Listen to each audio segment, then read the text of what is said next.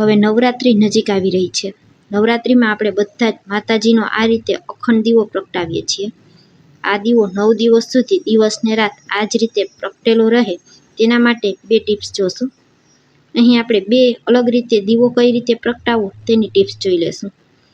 તો સૌથી પહેલાં આપણે આ રીતનો દીવો લઈ લેવાનો છે. તેમાં વચ્ચે આ રીતે ભૂંગળી આવે છે. એક જે ખુલ્લો દીવો આવે છે તેમાં પણ આ જ રીતની ભૂંગળી આવે છે. તેની ઉપર આપણે ફાનસનો ફોટો રાખી અને દીવાને પ્રગટાવવાનો હોય છે. જ્યારે આ દીવામાં તેનું પોતાનું ઢાંકણ આવે છે. તો સૌથી પહેલાં આપણે આ રીતે કલાવા લઈ લેશું, જેને ઘણા કુંભારનાળું પણ કહે છે. ઘણા અલગ અલગ તેના નામ હોય છે. બધા લોકો અલગ અલગ શબ્દોનો ઉપયોગ કરતા હોય છે. તેમાંથી આ રીતે એક નાનો ટુકડો આપણે કાતરની મદદથી કાપી લેશું. હવે તેના 2 છેડા ભેગા કરી લેવાના છે. હવે વાટને હાથની હથેળીની વચ્ચે રાખી અને હથેળીથી થોડી આ રીતે વણી લેવાની છે, જેથી કરી અને વાટ આપણી એકદમ સરસ પાતળી થઈ જશે. તેમાં આટી ચડી જશે. તમે કોઈ બીજાની મદદ લઈને પણ કરી શકો છો, અથવા એકલા હાથે પણ આ રીતે વાટ તૈયાર કરી શકાય છે. હવે વાટનો આગળનો છેડો હોય તેને પણ આંગળીની મદદથી આ રીતે આટી ચડાવી અને એકદમ સરસ પાતળો તૈયાર કરી લેવાનો. હવે આપણે દીવાની જે ભૂંગળી હોય તેમાં આ વાટને પોરવી દેવાની છે.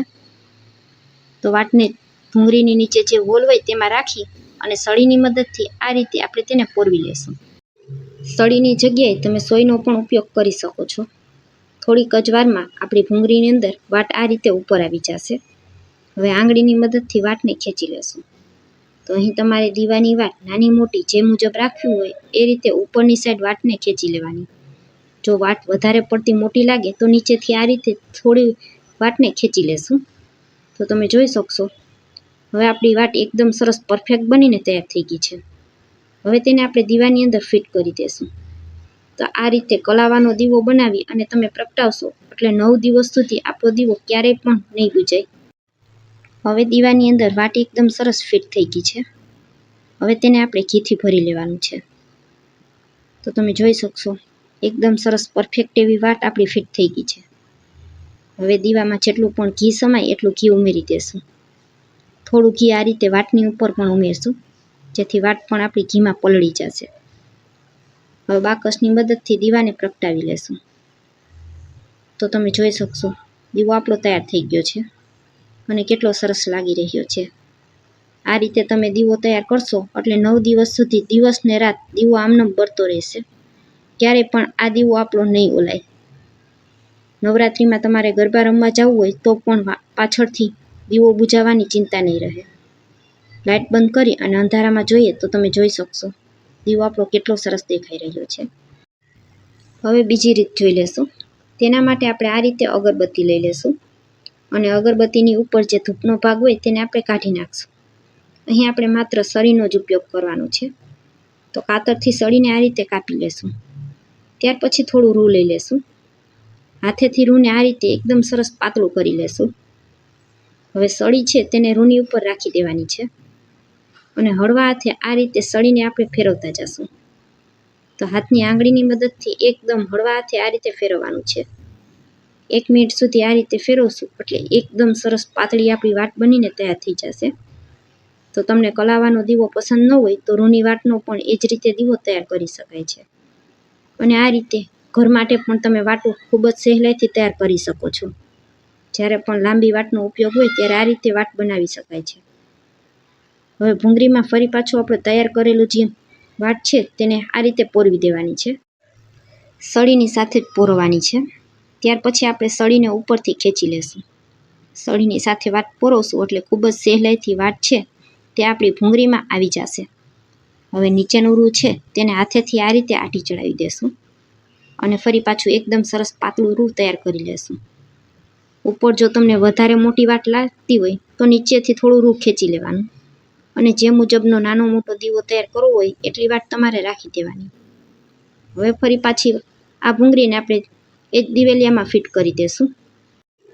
માર્કેટમાં જે રેડીમેડ વાટ આવે છે તે ખૂબ જાડી અને મોટી આવતી હોય છે, તો તે આ દીવામાં ફિટ થતી નથી. તો આ રીતે ઘરે સહેલાઈથી આપણે લાંબી વાટ બનાવી અને દીવો પ્રગટાવી શકીએ છીએ. હવે ફરી પાછું એ જ રીતે દિવેલિયાને આપણે ઘીથી ભરી લેવાનું છે. તો આ રીતે તૈયાર કરેલો દીવો પણ 9 દિવસ સુધી બિલકુલ આપણો ઓલાશે નહીં.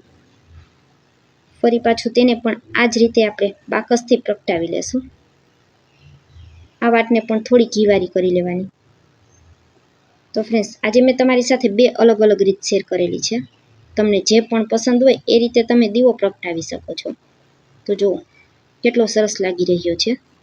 આ નવરાત્રિમાં તમે પણ આ જ રીતે દીવો પ્રગટાવજો. ચોક્કસ 9 દિવસ સુધી દીવો ક્યારેય પણ નહીં ઓલાય. ત્યાર પછીની રીત આપણે વાટ બનાવવાની જોઈ લેશું. ઘણા લોકોને વાટ બનાવવી નથી ફાવતી હોતી, તો વાટ બનાવવી ખૂબ જ સહેલી હોય છે. તેના માટે આ રીતે આપણે થોડું રૂ લઈ લેવાનું છે અને એક વાટકીમાં 1 ચમચી જેટલું દૂધ લઈ લેશું. રૂને આંગળીની મદદથી આ રીતે ઉપરની સાઈડ ખેંચવાનું છે. એકદમ સરસ પાતળું એવું રૂ ખેંચી લેવાનું. હવે દૂધમાં આંગળી પલાળી અને આપણે ઉપરની સાઈડ થોડું દૂધ લગાવી દેશું અને આંગળીને આ રીતે ફેરવશું. તો તમે જોઈ શકશો એકદમ સહેલાઈથી જેવી માર્કેટમાં મળે તેવી જ આપણી વાટ તૈયાર થઈ ગઈ છે. ફરી પાછી તમને હજુ પણ એક વાટ બનાવીને બતાવું છું. હાથમાં થોડું આ રીતે રૂ લેવાનું, ઉપરની સાઈડ રૂને થોડું ખેંચી લેવાનું. ત્યાર પછી આંગળી થોડી દૂધમાં પલાળી અને ઉપરની સાઈડ આ રીતે ફેરવવાનું, જેથી કરી અને આપણી વાટ છે તે એકદમ સરસ કડક બનશે. નવરાત્રિ અને દિવાળીમાં આપણે આ રીતે ઘણી બધી દિવેટનો ઉપયોગ થતો હોય છે અને એ સમયે આપણી પાસે સમય પણ ખૂબ ઓછો હોય છે. તો આ રીતે પહેલાંથી જ આપણે વાટ બનાવી અને રાખી દઈએ તો આપણે કામ કરવામાં ખૂબ જ સરળતા રહે છે. ખૂબ જ સમયનો બચાવ થશે. તો ફ્રેન્ડ્સ, આજનો વિડીયો પૂરો જોયા પછી તમને જરા પણ પસંદ આવે તો વિડીયોને એક લાઇક કરજો, વધુમાં વધુ લોકો સુધી શેર કરજો અને મારા વિડીયો તમને જોવા ગમતા હોય તો મને સપોર્ટ કરવા બદલ મારી ચેનલને સબસ્ક્રાઈબ કરજો.